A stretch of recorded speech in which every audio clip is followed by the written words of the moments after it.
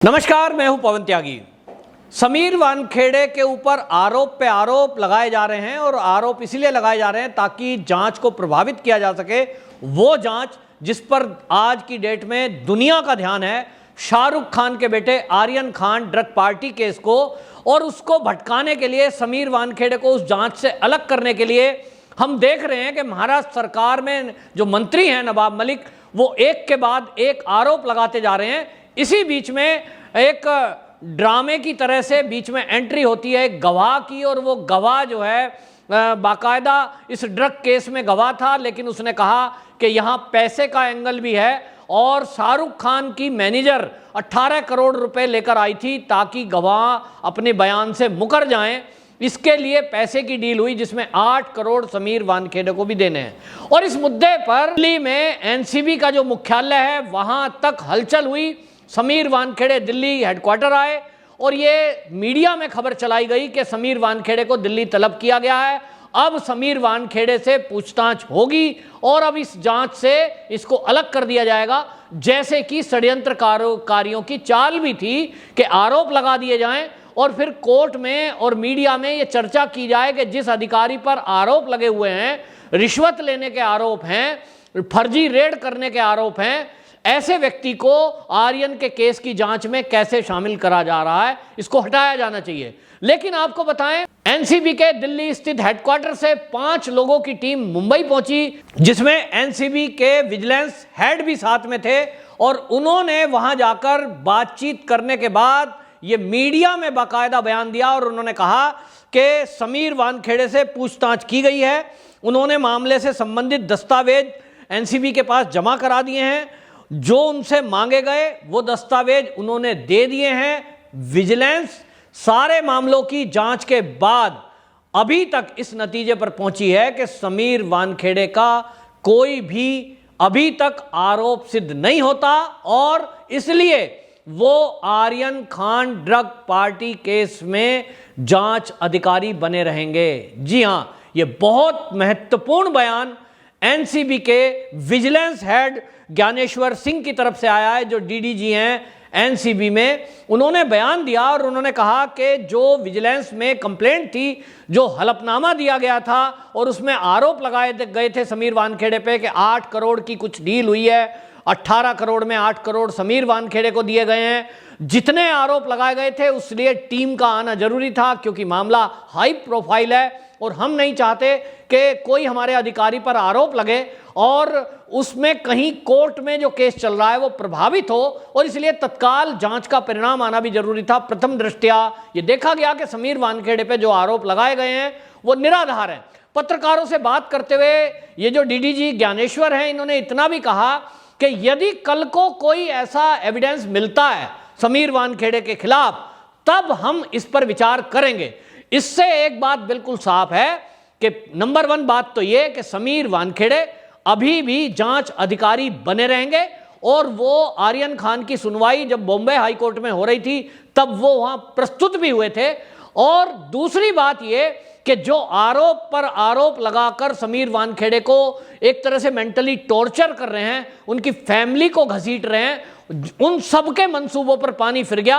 और आपको बताएं वो किस लिए है, क्योंकि समीर वानखेड़े उन अफसरों में है जो केंद्र सरकार की नजरों में है, और केंद्र सरकार की नजरों में भी उनकी जो छवि है वो इस तरह की है कि समीर वानखेड़े एक निडर और निष्पक्ष ईमानदार अफसर है। और इसीलिए आपको बताएं, जो नरेंद्र मोदी की सरकार 2014 में आई, उस 2014 में आने के साथ ही केंद्र सरकार ने अपनी नीति स्पष्ट की आतंकवाद और ड्रग माफियाओं को लेकर, और संगठन बनाया, सेना को खुली छुट्टी दी, अर्धसैनिक बलों को अस्त्र शस्त्र दे करके और मजबूत किया गया। और हम देख रहे हैं उसका नतीजा, एक तरफ केंद्रीय बल और सेना आतंकवाद पर प्रहार कर रही है, जिसके कारण एक के बाद एक पिछले साल में लगभग 400 से अधिक खूंखार आतंकवादियों को मार गिराया है। बड़ी बड़ी हथियारों की खेप पकड़ी जा रही है।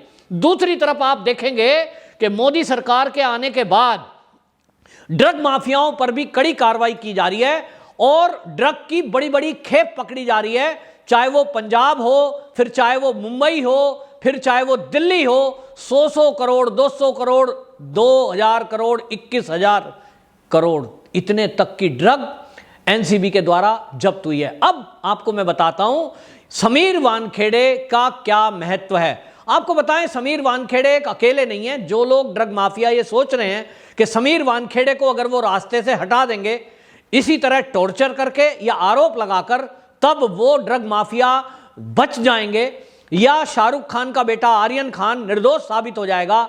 जो भी अभी तक जांच केस चल रहे हैं एनसीबी के, उन सबको आप प्रभावित कर लेंगे, किन्हीं अधिकारियों को आप खरीद पाएंगे, ये उनके लिए सपना ही रह जाएगा।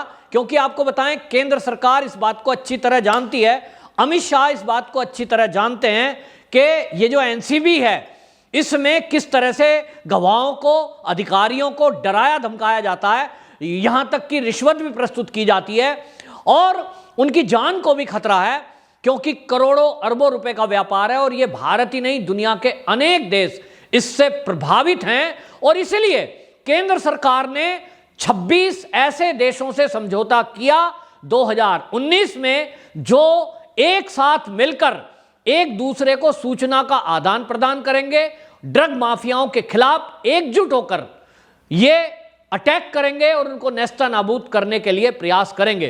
तो 26 देशों का एक संगठन केंद्र सरकार के तत्वाधान में बना, जिसमें भारत भी शामिल है।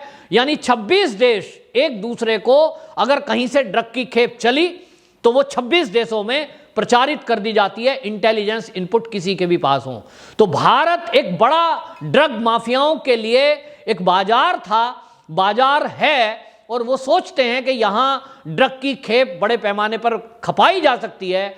मुंबई उनके लिए वो बड़ा बाजार है जहां बड़े पैमाने पर खेप को लाकर, ड्रग को लाकर उसको और क्वालिटी वाइज इंप्रूव किया जाता है और फिर पूरे भारत ही नहीं तो दुनिया के कई देशों में सप्लाई की जाती है। और इसलिए मोदी सरकार ने इस बात को समझा और अमित शाह जी ने तत्काल एक संगठन बनाया जिसका जिक्र मैंने पहले भी किया था, और वो जो संगठन है वो संगठन है सीजर इंफॉर्मेशन मैनेजमेंट, सिम्स। ये 2019 में बनाया गया। इसके जो अध्यक्ष हैं वो एनसीबी के महानिदेशक हैं, वो इसके अध्यक्ष हैं, और उसके तहत कुछ संगठनों को ऐड किया गया जो संगठन आए दिन ड्रग माफियाओं से डीलिंग करते हैं, यानी उनसे जूझते हैं, उनका टकराव होता है, लेकिन एक दूसरे से तालमेल ना होने के कारण कई बार ये ड्रग माफिया छूट निकलते हैं। तो अभी हाल ही में आपने देखा होगा कि बीएसएफ को 50 किलोमीटर बॉर्डर एरिया से अंदर तक गिरफ्तारी सर्च करने का एक परमिशन केंद्र ने दिया था, तो वो उस सिम्स का हिस्सा है। इस सिम्स में डीआरआई, बीएसएफ, एसएसबी, आरपीएफ और कोस्ट गार्ड और एनआईए, इन संगठनों को मिलाकर सिम्स नाम का संगठन बनाया, और इसके अंदर वो तेज तर्रार अधिकारियों को शामिल किया गया जो निडर हैं, निर्भीक हैं, निष्पक्ष हैं और ईमानदार भी हैं। सभी अधिकारियों का ट्रैक रिकॉर्ड देखा गया तो समीर वानखेड़े भी उनमें से एक हैं। तो आपको मैं ये स्पष्ट कर दूं, जो लोग समीर वानखेड़े को एक कमजोर अधिकारी सोच रहे हों, या वो ये सोच रहे हों कि समीर वानखेड़े पे कोई आरोप लगाएंगे, कोर्ट से दबाव बनाएंगे, वो जांच से हट जाएगा और फिर आप बच पाओगे, तो वो समझ लें कि इस सारे केसों में भारत के अंदर कहीं भी कोई भी संगठन, चाहे वो एनआईए हो, चाहे वो इस समय बीएसएफ हो, चाहे वो आरपीएफ हो, वो कोई भी कार्रवाई अगर एनसीबी कर रहा है उस पर डायरेक्ट निगरानी गृह मंत्रालय की है, यानी मैं कहूं तो अमित शाह की है। अमित शाह जी की निगरानी में सारे ऑपरेशन चल रहे हैं, चाहे वो आतंकवाद के विरुद्ध हो, चाहे फिर वो ड्रग माफियाओं के विरुद्ध हो। तो अमित शाह जी के पास हर उस अधिकारी की कुंडली पहले से मौजूद है जो इस सिम्स के हिस्सा हैं, और उनके ऊपर जांच की जा रही है। उसी में एनआईए भी है, और जरूरत पड़ने पर एक दूसरे को इंफॉर्मेशन दी जाती है, केस को ट्रांसफर भी किया जा सकता है, एक दूसरे से मदद भी ली जा सकती है।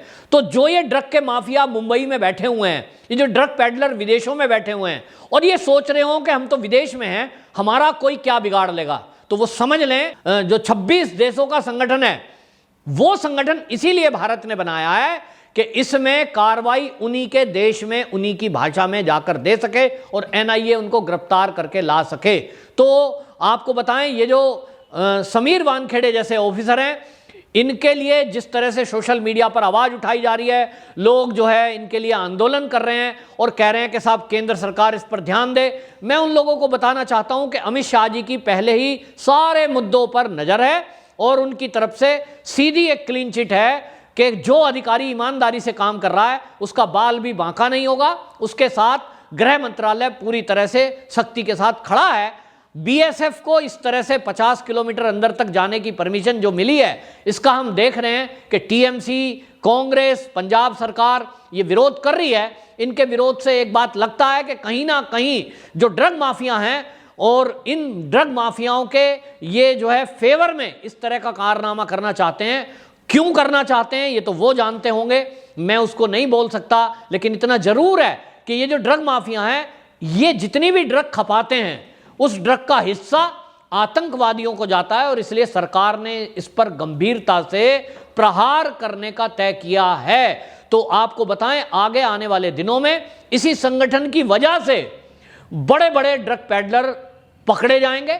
भारत में वो कहीं भी हो, कोई भी गतिविधि कर रहे हो, और इसीलिए आपको ये बात समझ में आएगी कि जिस तरह से प्रभाकर सैल नाम का जो गवाह है इस आर्यन ड्रग पार्टी का, क्रूज पार्टी का, वो जो मुकर गया था कि समीर वानखेड़े जी को 8 करोड़ देने थे, 25 करोड़ की 18 में डील हुई, शाहरुख खान की मैनेजर पैसे लेके आई। मैंने देखा, आपने देखा होगा कि 24 घंटे के अंदर ही वो अपने बयान से मुकर गया।